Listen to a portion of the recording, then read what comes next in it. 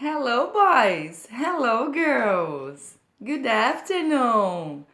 Let's sing to say hello to the teacher. Everybody say hello. Say hello. Say hello. Everybody say hello. Say hello to teacher. Hello, boys. Hello, girls.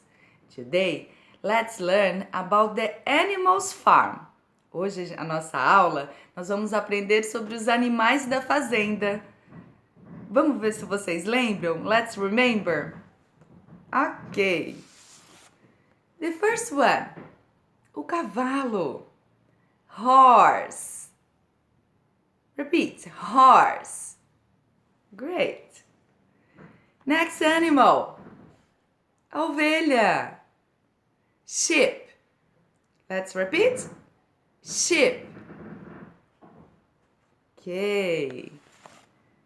E o pato, vocês lembram? Duck. Repeat. Duck. Ok. E a cabra? Goat. Ok, goat.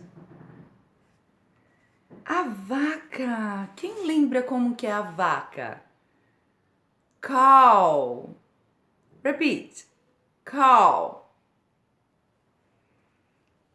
Ok.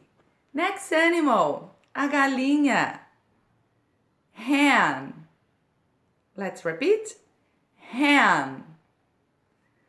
Ah, o próximo animal eu acho que vocês já conhecem. O porco. Pig. Great. Pig. Okay, so let's repeat all the animals. Let's repeat all them. Horse. Sheep. Duck.